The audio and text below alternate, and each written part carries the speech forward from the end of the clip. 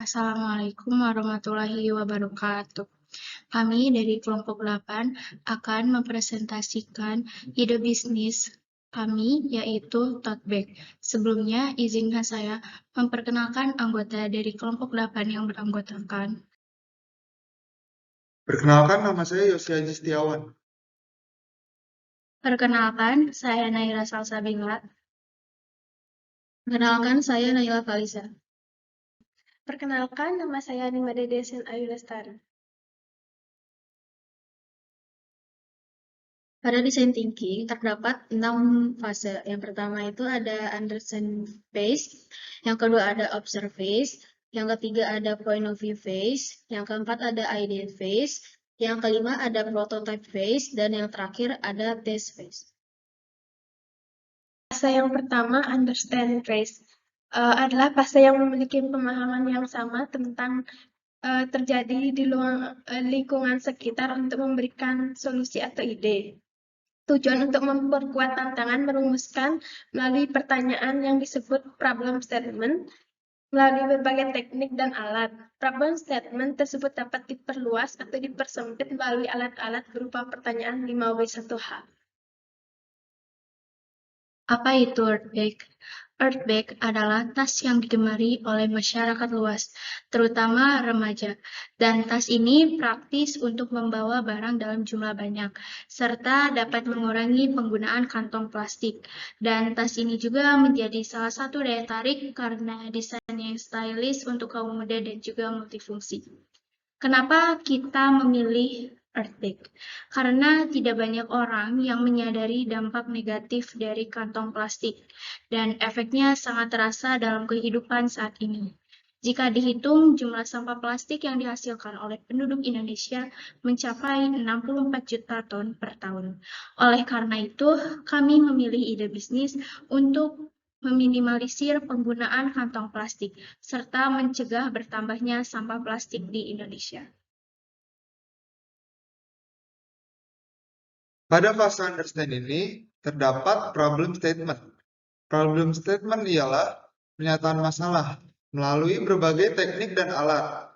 Pernyataan masalahnya dapat diperluas atau dipersempit. Alat itu seperti pertanyaan 5W1H.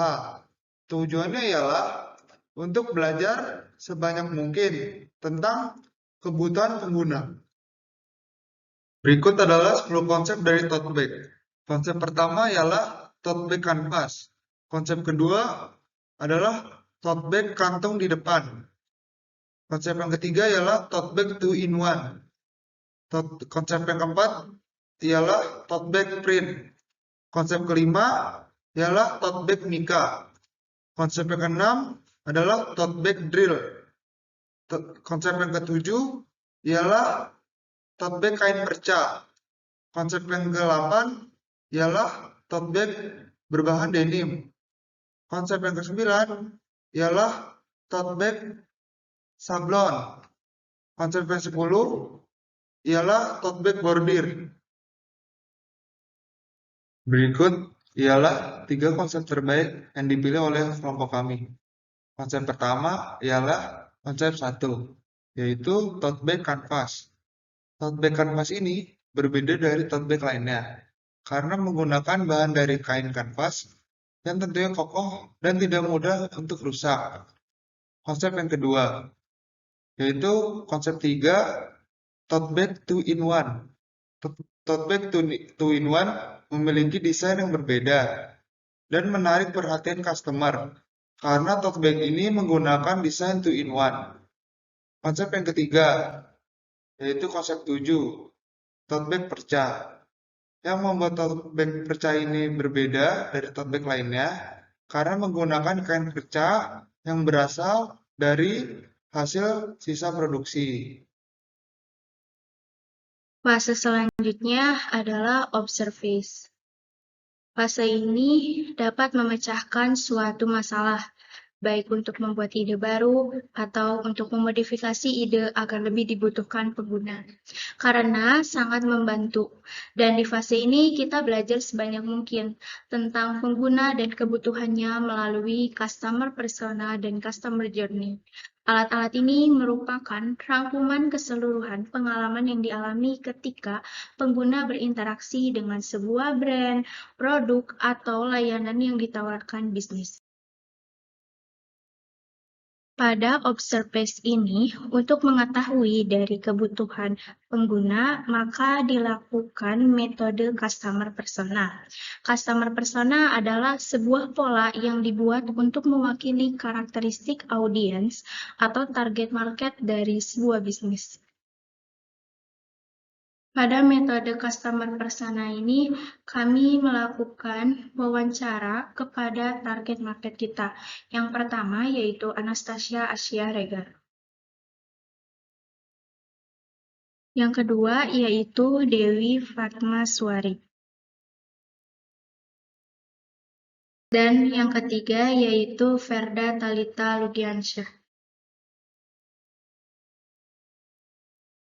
Berdasarkan data dari beberapa target market kita yang telah kami wawancarai, yaitu mereka mengalami pengalaman buruk saat membeli tote bag di toko offline maupun online, yaitu ketika membeli tote bag, barangnya tidak sesuai dengan gambar yang tertera pada katalog, harga tidak sesuai dengan kualitas, desain yang tidak menarik, dan tidak beragam, serta bahan yang tidak berkualitas. Metode selanjutnya yaitu Customer Journey. Customer Journey adalah rangkuman keseluruhan pengalaman pelanggan yang dialami ketika pelanggan berinteraksi dengan sebuah brand produk atau layanan yang ditawarkan bisnis. Pada metode Customer Journey ini, kami mewawancarai beberapa target market. Yang pertama ada Anastasia Asia Regar. Yang kedua ada Dewi Fatmaswari. Yang ketiga ada Ferda Talita Lugiansyah.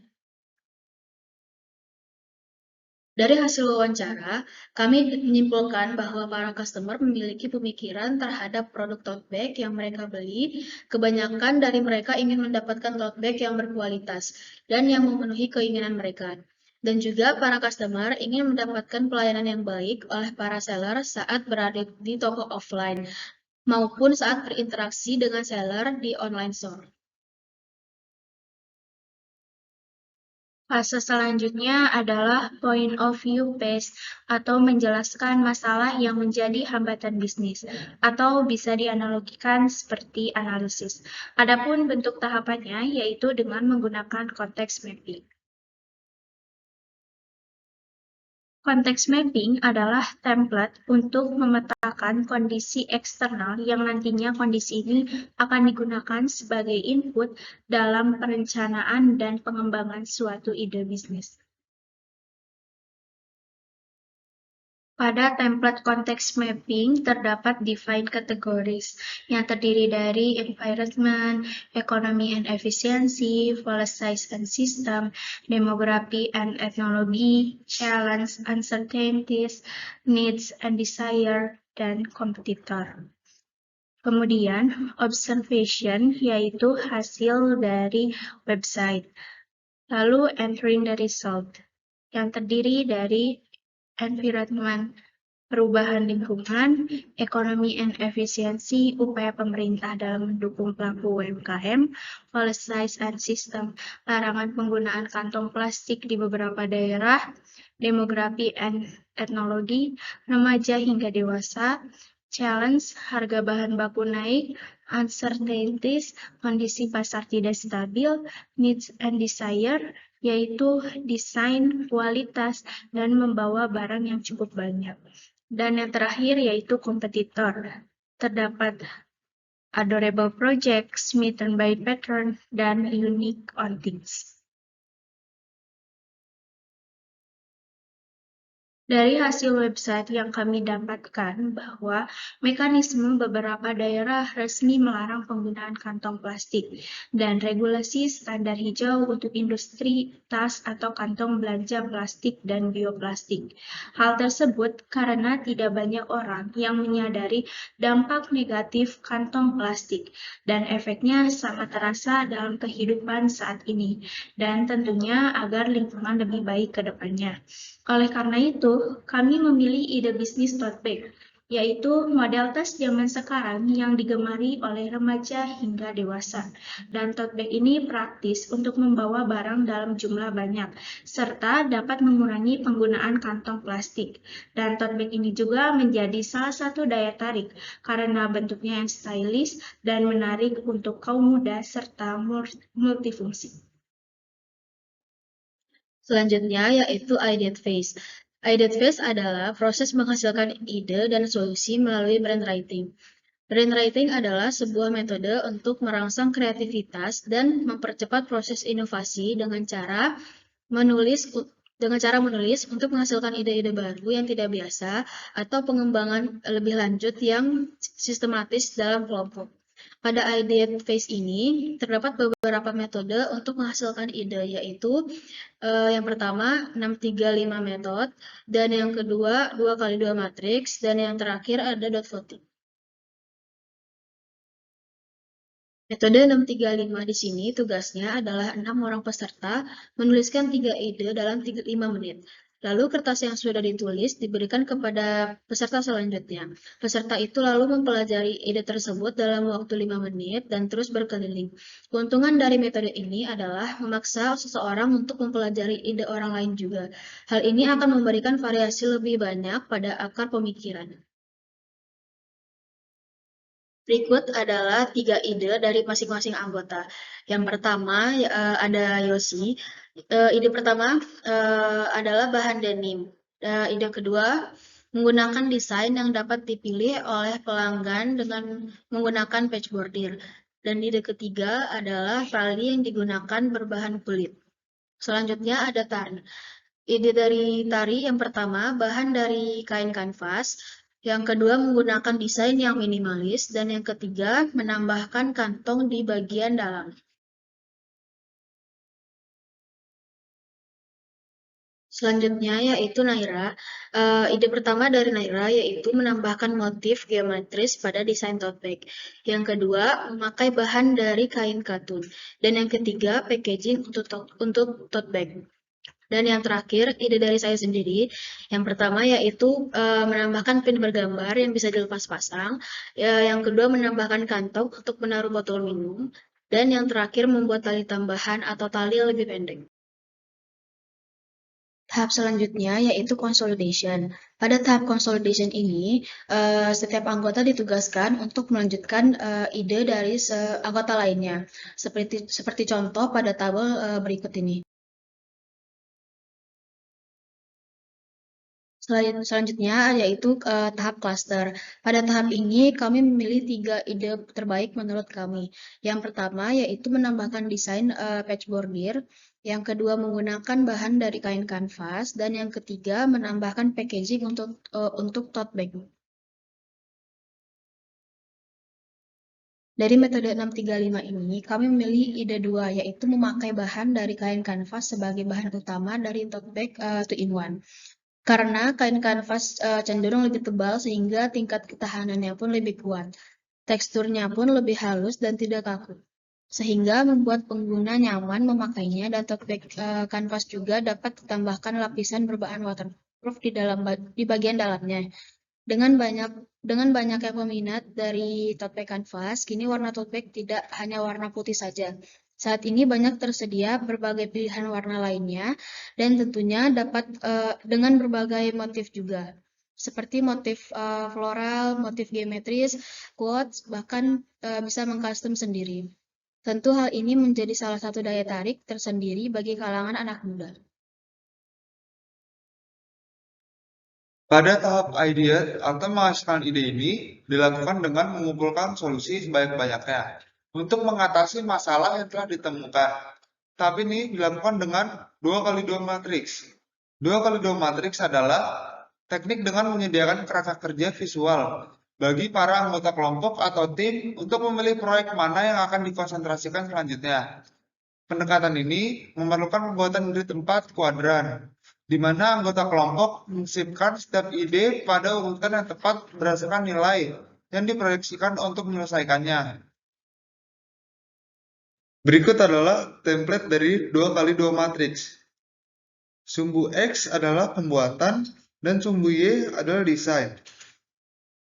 Sumbu X adalah perbandingan konsep yang dinilai sulit untuk dibuat dan konsep yang dinilai mudah untuk dibuat. Sumbu Y merupakan perbandingan konsep yang keren dengan konsep yang sesuai dengan standar. Lalu yang pertama ada tote bag kain perca, pembuatannya sulit tetapi desainnya menarik. Lalu yang kedua ada tote bag bordir atau sulam. Pembuatannya sulit tetapi hasilnya biasa saja. Lalu yang ketiga ada tote bag serut. Gayanya fashionable dan mudah dibuat. Lalu yang keempat ada tote bag corduroy. Unik dan dibuatnya simple. Lalu yang kelima ada tote bag quotes yang dibuatnya sangat mudah tetapi desainnya juga tidak menarik.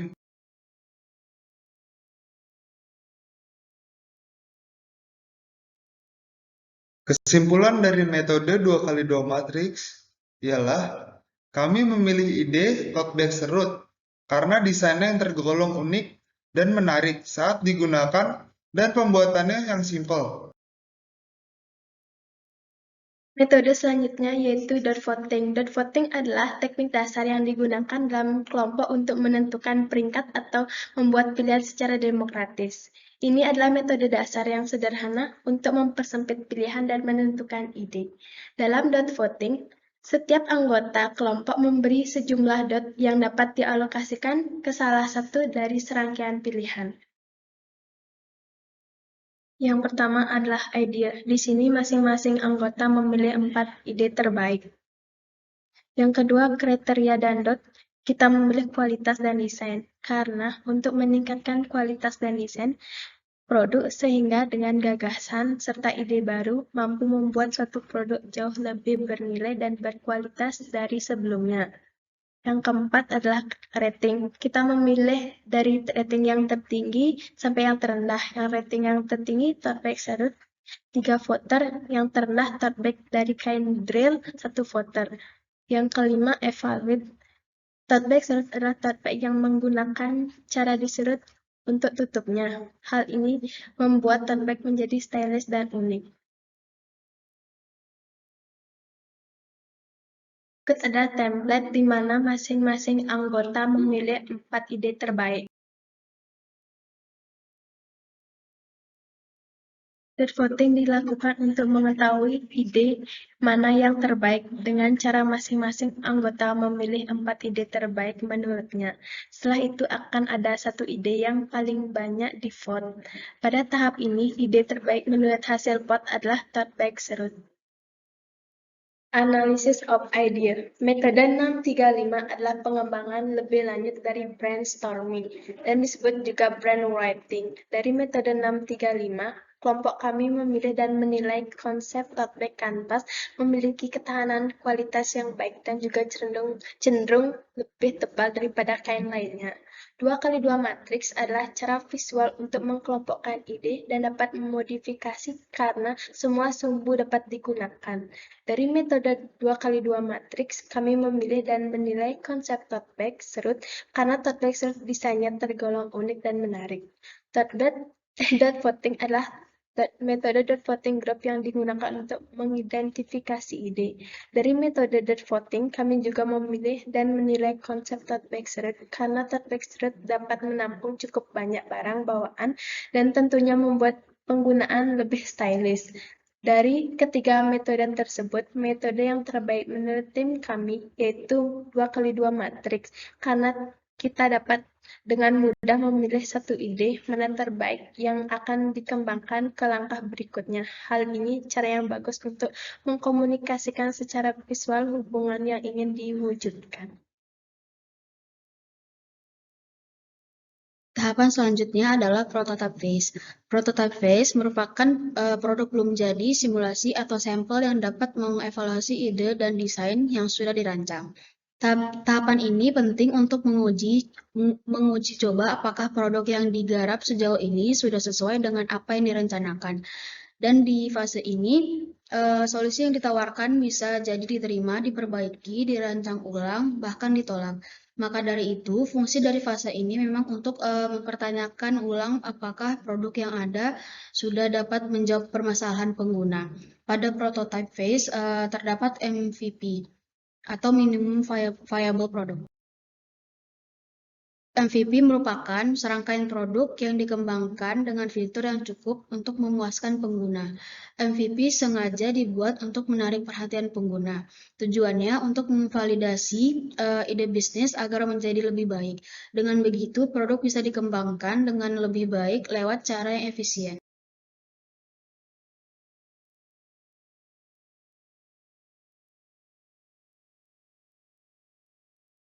Berikut template dari MPV Minimum Viable Product. Pada template ini terdapat persona. Semua remaja maupun orang dewasa, khususnya wanita yang suka menggunakan tote bag. Top 3 problems and challenge. Yang pertama, harga bahan baku naik. 2, kondisi pasar yang tidak stabil. 3, banyaknya kompetitor yang menjual produk yang sama. Kemudian, customer journey and use case. Bahan yang digunakan tidak berkualitas, jahitan tidak rapi, dan desain yang tidak beragam, membuat kebanyakan remaja kurang puas dengan tote bag yang dibuat. Kemudian, vision and roadmap, memberikan bahan yang berkualitas, jahitan yang rapi, dan desain atau motif yang beragam, agar memberikan kepuasan kepada semua remaja maupun orang dewasa, khususnya wanita. Top 3 features. Yang pertama yaitu bahan dari tote bag. Yang kedua, desain dari tote bag. Yang ketiga, packaging berupa box yang disertakan barcode pada bagian tutupnya. Build, membuat tote bag dengan bahan dan desain yang berkualitas tinggi, agar menarik minat dan membuat customer merasa puas dengan produk, serta harus menjaga kualitas dari tote bag. Kemudian, cost and schedule. Untuk biaya yang dikeluarkan dalam pembuatan tote bag serut ini adalah Rp107.000 dan waktu pengerjaan produk tote bag serut ini selama kurang lebih 1 hari. Conclusion atau next step, dalam membuat produk tote bag, kualitas menjadi hal penting. Seller perlu mementingkan keinginan dan kepuasan dari customer. Karena itu, seller dapat menyadari pentingnya kualitas dari bahan dan desain dalam memenuhi kepuasan customer agar tertarik pada produk. Learn, jika tote bag tidak menarik minat para remaja, itu dikarenakan desain atau motif pada tote bag tidak beragam. Oleh karena itu, langkah kedepannya akan membuat lebih banyak desain atau motif yang lebih menarik, lebih beragam, dan juga disesuaikan dengan tren yang ada. Yang terakhir yaitu measure, yaitu membuat produk yang high quality, remaja maupun orang dewasa menjadi lebih puas dan tertarik pada produk karena sesuai dengan keinginan mereka. Kesimpulan dari MPV Minimum Viable Product bahwa target market kami adalah semua remaja dan orang dewasa yang suka memakai tote bag. Kebanyakan remaja tidak puas dengan beberapa produk tote bag karena produk tidak berkualitas, jahitannya tidak rapi, dan desain pada tote bag yang tidak beragam. Maka dari itu, kami ingin membuat dan memberikan produk terbaik dengan memilih bahan yang berkualitas, membuat beragam motif, dan jahitan yang rapi untuk tote bag kami. Hal ini menjadi hal penting agar dapat memenuhi kepuasan customer dan membuat customer tertarik pada produk kami.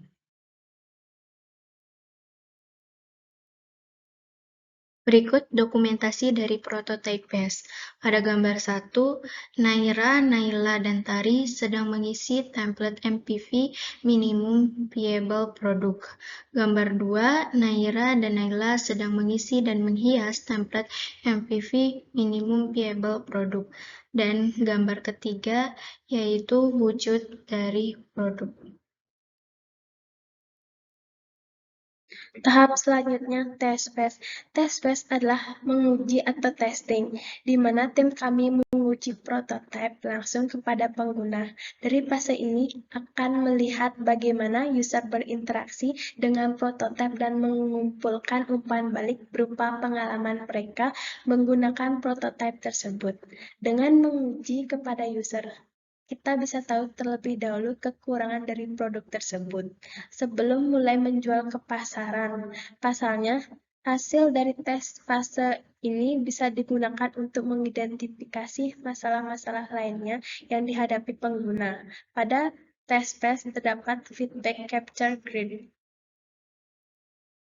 Feedback capture grid adalah salah satu metode yang dapat digunakan selama sesi tes fase agar dapat menangkap feedback dari pengguna secara lebih sistematis atau setelah tes fase dapat digunakan ketika kita membutuhkan bantuan untuk mengatur berbagai feedback yang dikumpulkan. Pada feedback capture grid terdapat 4 kuadran yang terdiri dari like, I wish, ideal, dan question.